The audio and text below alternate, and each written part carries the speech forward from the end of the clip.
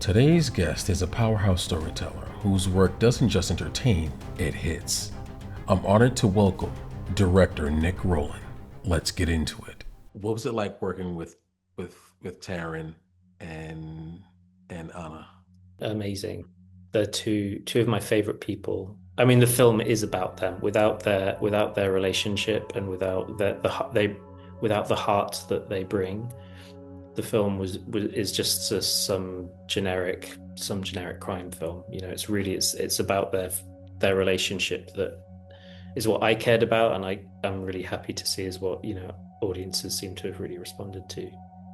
And Taron was a producer on the film, and he really moved heaven and earth to get the film made, and Hmm. uh, and then to try and get it seen, and just he's done everything to support the film. And he's so talented, but he's also a really good person, and he's a great leader, and he sets such a good tone for everyone else to follow. And I think thinking about Anna having a 10-year-old on set, it's a very challenging film. There's lots of tough scenes, lots of emotional scenes, a lot of adult themes and adult situations that we had to shoot in a way that would protect Anna and make sure that she had a good time. And I can't really imagine doing the film with anyone else, because Taron was so good at. He was fiercely, as we all were, but he was fiercely protective of Anna and making sure that she was going to have a good experience. And it's really difficult for other cast members or other crew members to act up when you have your lead star setting such a great example, and putting someone else in so much focus. And he hasn't done a lot of independent cinema, and he's a lot of his work has been like with The Kingsman or Rocket Man. Hmm. There's a heightened they're in very heightened worlds, and they're very expressionistic. And one of the first things he said to me is he was really interested in sort of the tone of my first film, Calm with Horses, and the idea of sort of trying to find this rhythm with this young actor who was going to end up being Anna.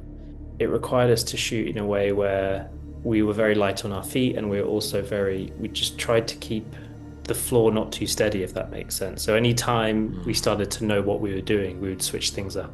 Even talk about try to break the scene or do the scene in the wrong way, to enforce that there's no right way. I never wanted Anna to feel like doing it right or wrong. There's Hmm. just doing. Of course, I know what I need from the scene. It's not about not, but it's about taking the pressure away from there being a right way and a wrong way. I was sort of nervous though. And like one of the very first scenes we shot was at Charlotte's house, where there's the scene where there's some hermit crabs, and he's trying to sort of figure out his escape plan with an ex-flame. And all of the coverage is around Anna and Taron. I just shot him in the background out of focus the whole day. It was a whole day. I think it was day two of the shoot, and I shot him as if he was an extra. It was so stressful, because I'm thinking, oh my God, that's a Golden Globe winner, Taron Egerton, and I'm just pulling focus between Anna and some hermit crabs in a fish tank. Yeah, but Taron completely understood what we were trying to do. You've not, I don't, I'm not sure if you've met him or not, or spoken to him, but he's fiercely intelligent. He's Hmm. such a clear storyteller. He articulates him so well, and he knows so much about what he wants to say with a character, or what connects him to a story. But then he has this amazing ability to throw it away and just be present, and to just be present in the moment in a way that is really like it's quite astonishing to be around. So. Hmm. I think his performance in everything he's done has been amazing, and to have worked with him on this was, a really lovely experience for me. And I mean, then there's Anna. I just what can you say? She's really special, incredibly Yeah. special. To do what she did at 10 years old, it comes from, being trained in a great way. It's a cliche to say that she's wise beyond her years, but she is. Hmm. a few people have asked me, for example, the last scene of the film is a scene that really emotionally resonates with people, and people have asked me, well, how did I direct Anna in that scene? And the truth is, I just tried to not get in the way. There's nothing. That was all. That's Anna just being brilliant.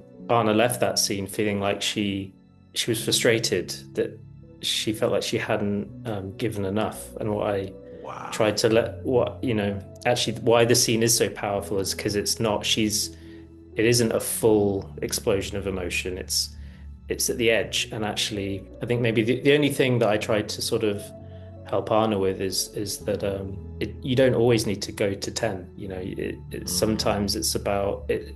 You don't want to, if you go to 10 all the time, then it doesn't have the impact when you have it at the right moment. The amazing thing about Anna is she goes to 10, and as soon as you call cut, she's smiling and high-fiving, and let's go again. Stay tuned for part 3.